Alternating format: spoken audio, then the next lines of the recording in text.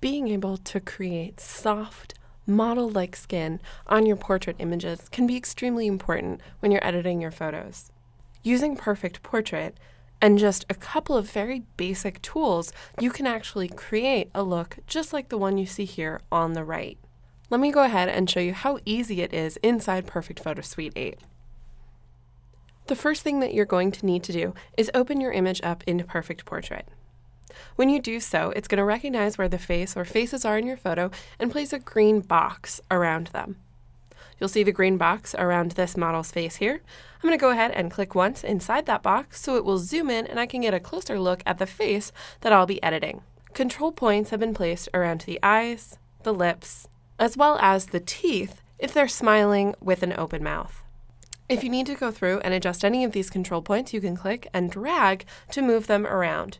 Just in case for some reason it didn't get all of the whites of the eyes, or maybe a little too much, you can just click and move these around very quickly. Once you're done, up in the top right-hand corner of the screen, there's a button called Hide Controls. Click once, and it will hide those so that you don't have to stare at them while you're making any edits. On the right-hand side of the screen is the skin retouching pane, and you'll notice that a couple of the sliders have already been moved to the right and turned on, including the blemishes, the smoothing, and the evenness sliders.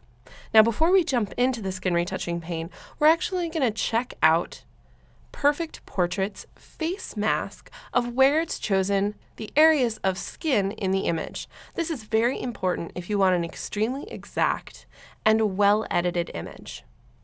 On the bottom left-hand corner of your screen, there's a Mask View menu.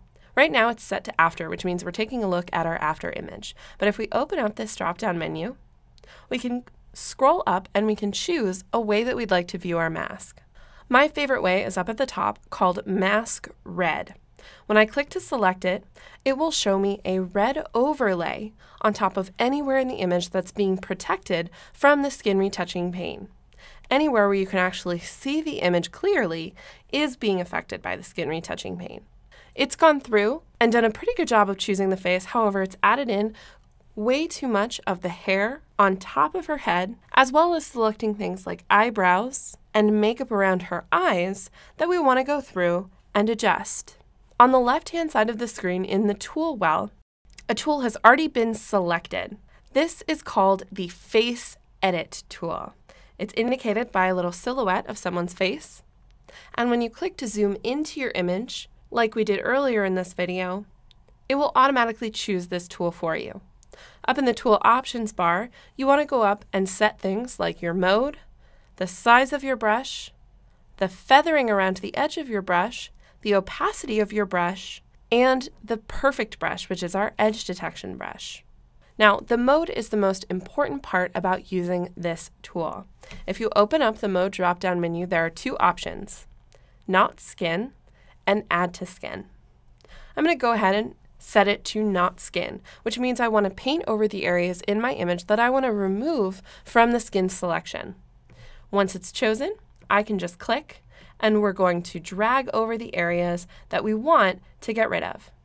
Now I have the perfect brush on right now, and this is great for getting very exact lines around someone's face, especially in areas where there might be hair, areas where there might be eyebrows that you want to be very specific about, as well as spots like makeup around the eyes, and even things like jewelry and clothing. You can always turn the perfect brush off by going up to the tool options bar and just clicking off that checkbox. I don't necessarily need it across the entire image so that I can quickly get through some of the larger areas like the spots of her hair at the top of the screen. We don't really need it right around the edge of her face. We can get a pretty good line over there. And on the left-hand side edge of her face as well.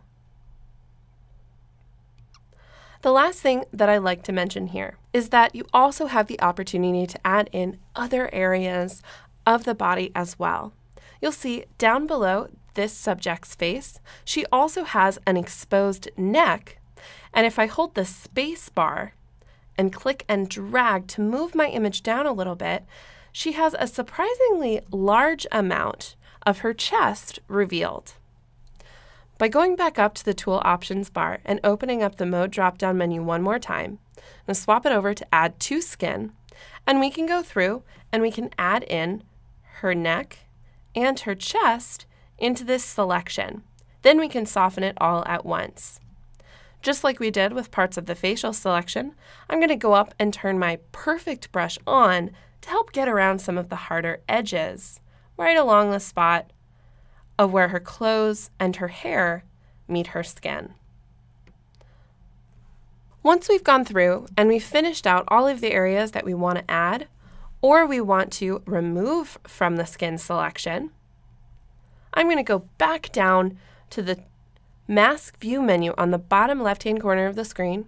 We'll open it up and change this back to After. We can go over to the right-hand side and make adjustments in our skin retouching pane. The blemish removal slider is one of the most important. This goes through and tries to help fill in some of the wrinkles and pores on someone's face and acts quite a bit like concealer. Keeping it around 50 is just fine.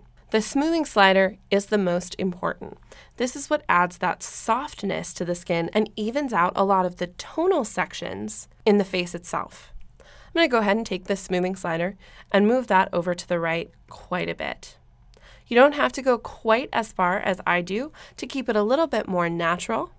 If you'd like to go even further to the right, you can always do that as well, but be careful not to go too far because you can end up with a very fake and plastic look on the subject's face. I'm going to go ahead and move this back down to around 40 or 50. The shine reduction slider is also extremely useful because it helps lessen brighter spots on the skin to make them a little bit darker and match them in with the darker tones on someone's face. If you are using bright studio lights, sometimes they can create a shine on the face, and the shine slider is a great way to counteract that and darken some of those areas. The last slider that I think is extremely important when wanting to create very beautiful, soft model skin is the evenness slider. Many times you'll be working with people who don't necessarily have the most even skin tone as far as color goes. The evenness slider will reduce color variance in the skin and drop down a lot of the redder and pinker spots and blend them in with the rest of the face. We can move that evenness slider over to the right just a little bit more to help lessen some of those brighter areas right along the edges of her cheeks. Now, the last thing that we need to do to clean up this image is to get rid of any excess blemishes that the skin retouching pane may have missed. I'm going to go ahead and zoom into my image a little bit more. We want to get very close to the face because we want to remove these blemishes in a very intricate manner. On the left-hand side of the screen, there are two different retouching tools, the Retouch brush and the Perfect eraser. Both of these are extremely useful, and I like to start out using the Perfect eraser on larger blemishes that might be a little bit harder to get rid of. The Retouch brush is great for smaller areas and easier to get rid of blemishes. I'm going to go ahead and select my Perfect eraser. Click once, then I'll go through and just click and drag over some of the areas that we want to go through and remove. She doesn't have too many blemishes, just a couple here, and we'll go through and even out some of those spots that we don't necessarily like. The Retouch brush is extremely useful in a slightly different way than the Perfect eraser. If you select the tool on the left-hand side and go up to your Tool Options bar, you can lower the opacity of the Retouch brush, which is very important. I'm going to go ahead and take the opacity slider and move it all the way down to around 30 or 40. Now, one of the reasons why we do this is that this is a great way to even out areas of skin that might still be a little distracting. You'll see that the subject has some slightly harsher tones right along the edges of her cheeks.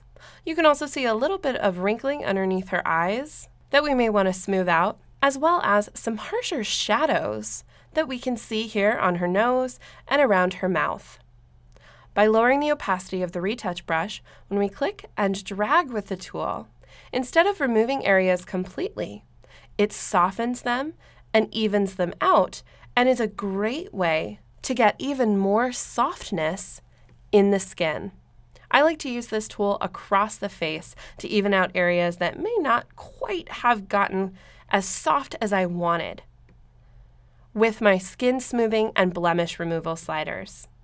I'll go through and use this up and down the entire face. We'll soften out some of the brighter spots on her nose, make the brush a little bit smaller, and we'll even out some of the areas along the edges of her mouth, just so that these shadows and highlights blend together a little bit better.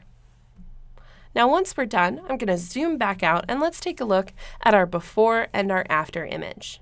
This was the photo that we originally started out with. And just with a couple of very basic adjustments here inside Perfect Portrait, we achieved absolutely beautiful, soft model skin. And now we can either finish this image out or we can bring it into another application to continue our editing process.